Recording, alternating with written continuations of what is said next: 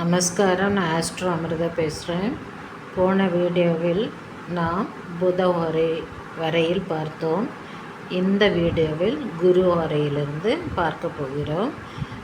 அதாவது ஒவ்வொரு ஹோரையை நாம் எவ்வாறு பயன்படுத்த வேண்டும், எந்த காரியத்திற்காக பயன்படுத்த வேண்டும் என்பதை பற்றி பார்த்து வருகிறோம். அதன் பிரகாரம் குரு ஹோரை என்று எடுத்துக்கொண்டால் இது எதற்காக பயன்படுத்தலாம் என்றால், எடுத்த காரியங்கள் அனைத்து நன்மை பயக்கும் விதமாக நமக்கு அமைய வேண்டும் என்றால் குரு ஹோரையை நாம் பயன்படுத்தலாம்.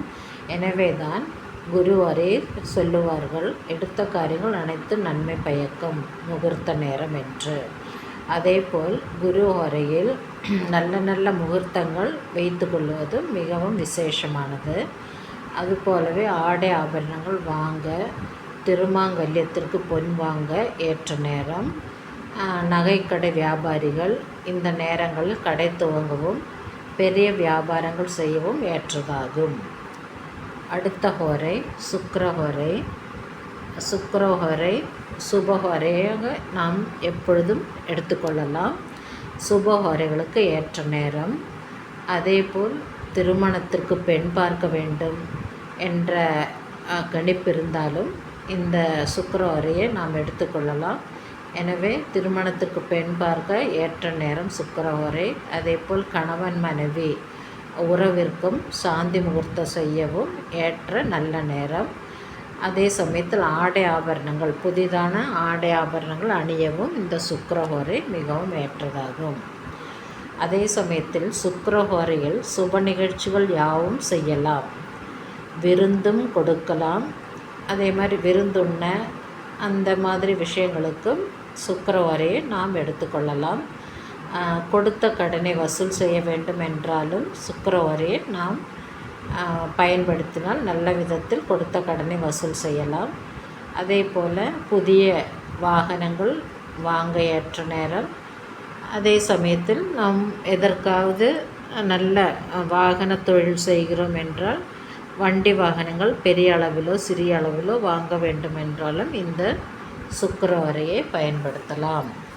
அடுத்த ஹோரை சனிஹோரை. சனிஹோரையில் நல்ல ஹோரை தான், ஆனாலும் ஒரு சில விஷயங்களுக்கு ஏற்றதில்லை. இருப்பினும் இந்த ஹோரை நிலங்கள் மனைகள் வாங்க விற்க முயற்சி செய்வதற்கு பயன்படுத்தலாம்.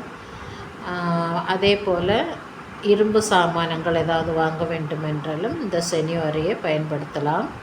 ஆனால் பிரயாணம் செய்வது அவ்வளவு நல்லதல்ல. சனிஹோரையில் பிரயாணத்தை மேற்கொள்வது அவ்வளவு நல்லதல்ல. அதேபோல் வியாதிஸ்தர்கள் புதிதாக மருந்துண்ணவும் இந்த ஹோரையை பயன்படுத்தாமல் இருந்தால் மிகவும் நல்லது. அவசியம் ஏற்பட்டால் இந்த ஹோரையை எடுத்துக்கொள்ளலாம். ஆனால் அதிகபட்சமாக இதை எடுக்காமல் இருந்தால் நல்லது. அதேபோல் ஆஸ்பத்திரிக்கு செல்லவும் இந்த ஹோரை தேவையில்லை. அதாவது இந்த ஹோரை அசுப ஹோரை என்றாலும் நிலங்கள் மனைகள் வாங்க விற்க முயற்சி செய்வதற்கும் வாங்க விற்க அதை பற்றி பேசுவதற்கு இந்த ஹோரையை எடுத்துக்கொள்ளலாம். மேலும் குரு முதல், அதாவது குரு, அதே போல் சுக்கிரன், புதன், வளர்பிறை, சந்திரன், இந்த ஹோரைகளெல்லாம் சுபஹோரைகள் என்றும், அதற்கு அடுத்த சுபஹோரை என்றால் சூரிய ஹோரையும் நாம் எடுத்துக்கொள்ளலாம்.